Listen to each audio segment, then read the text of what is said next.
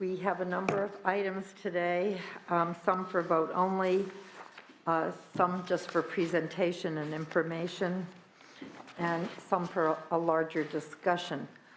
So we're going to begin with the governor's proposal for employee and retiree health care. This is an information item. We're going to hear the proposal, see if there's any questions from the committee, but not take a vote today. Welcome to the committee.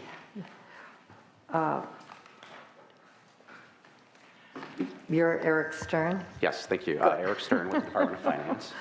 Thank you. Rolling up here. All right, thank you guys very much for giving us some time to walk through and present an overview of the governor's healthcare proposal for state employees and retirees. There's a couple handouts. One is a large matrix dealing with some provisions of the trailer bill and budget bill language. It's very detailed. I'm not going to go through that, but I did want to walk through the PowerPoint slides pretty quickly.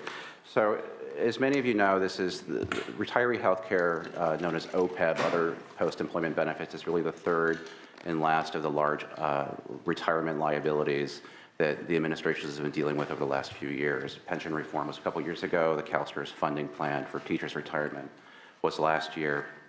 And this year, we turn our attention to retiree health care. The themes of all three, pension reform, CalSTRS funding, and OPEB, really all follow the same sort of trends. Paying for promises that have been made in the past, sharing responsibility with employees for paying the costs going forward, and even making benefit changes, which is an uncomfortable subject, but something we feel we have to talk about. The goal of our proposal, this is on slide 2, is really to sustain benefits, for healthcare benefits in the long term. Healthcare is a critical component of our recruitment and retention of public employees. As the private sector and even the public sector is beginning to scale back and even eliminate benefits, we intend to keep them, but we believe modest reform is necessary. And that's what our proposal intends to accomplish. On slide 3, I'm going to go through a couple of these pretty quickly. This is just some background about the program. We run our health benefit program through CalPERS. We have about 800,000 employees, retirees, and family members in the program. We spend about almost $5 billion a year, we're projecting in the next fiscal year. It's about as much as we spend on pensions. It's a very significant program. On slide 4, something we all are familiar with is that healthcare costs continue to increase. Retiree healthcare in particular is growing at a very rapid pace. It's quadrupled in about the last 10 years. It used to be a very small portion of the general fund, about 0.5%. And now it's over 1.5% of the general fund. On slide 5, it really shows what the value of this benefit is for employees. And this reflects the employer subsidy for healthcare contributions. For a retiree, it's about $1,600 a month for family medical coverage. That's about $19,000 a year. And for active employees, it's a little bit less, about $16,000 a year. And there's essentially a formula that is used to calculate that subsidy, and it's basically the average cost of the premiums of the 4 highest enrolled health plans that CalPERS offers. And for retirees, we pay 100% of that average cost, and for active employees, we pay 80%. Generally, for most employees, about 80% of the cost.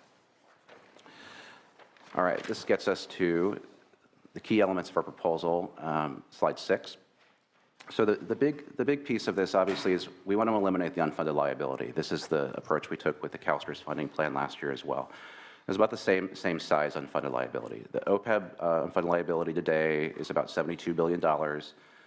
Unlike pensions, historically, the state has not set aside money to pre-fund and pay for benefits in the future. So we have, with 3 of our 21 bargaining units, we have some agreements already in place for some limited pre-funding. We only have about $40 million in assets as of the last reporting period. It should go up to about $100 million by the end of this fiscal year. But essentially, we have a funded ratio of 0%.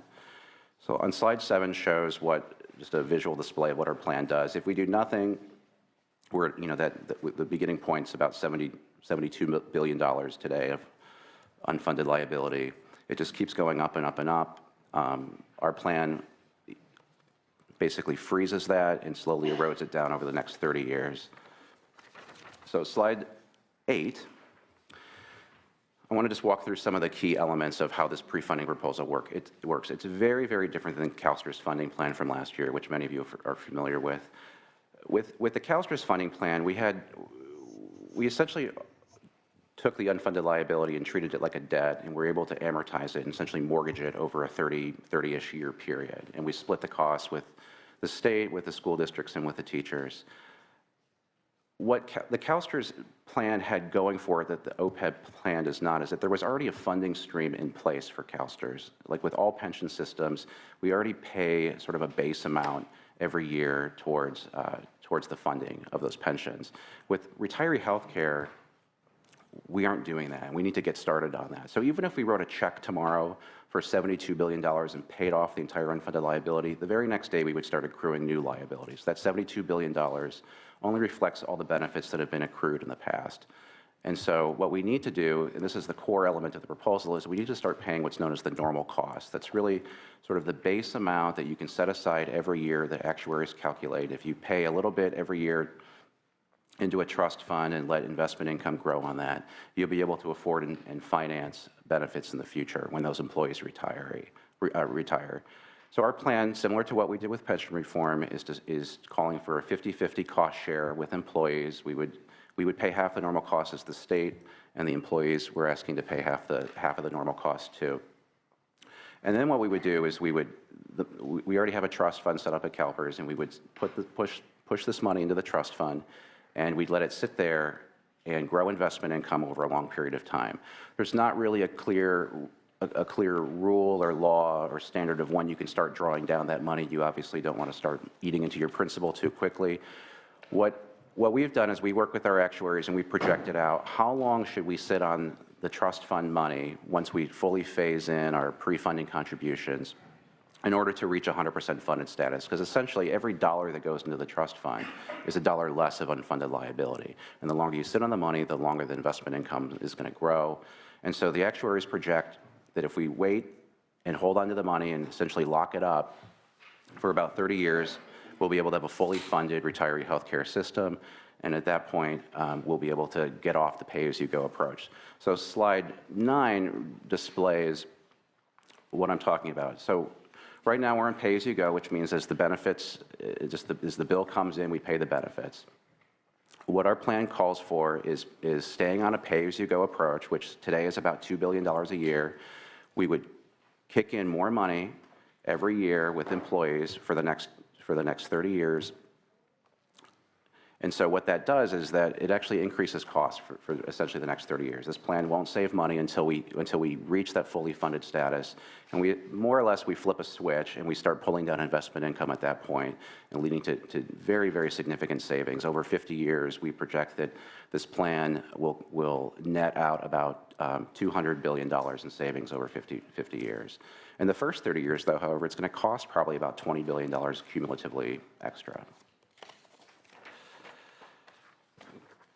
Turning to slide 10 now, we're talking about controlling costs, and there's something I want to mention about when we talk about benefit changes is that we're not actually talking about benefits, your medical care and medical coverage benefits. Those issues, going to the hospital, doctor's visits, your labs and testing, prescription drugs, all of those things are heavily regulated by the federal government.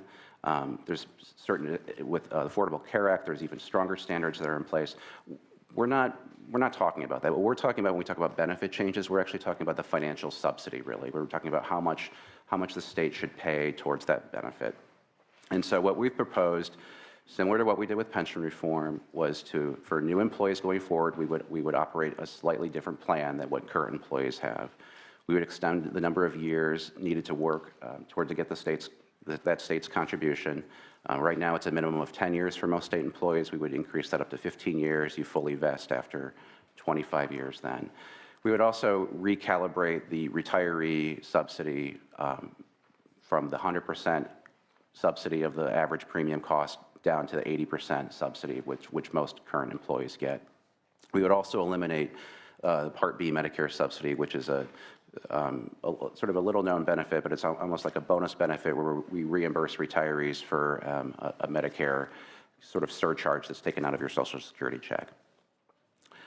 Slide 11 is another critical piece of this plan where when we examine the healthcare plans that CalPERS offers, there's very limited cost sharing that employees and retirees have to pay. That's in terms of your out-of-pocket costs for your deductibles, your co-pays for your doctor's visits and prescription drugs. CalPERS generally offers almost exclusively platinum plans and a couple of gold plans. This is terminology that's used in the ACA that reflects how much of that out-of-pocket share that members have to pay. According to research done by Pew and within CalPERS, there's very open acknowledgement that CalPERS offers a very rich benefit plan that's among the best in the country. And 80% of employees and retirees are enrolled in platinum plans that have no deductible at all.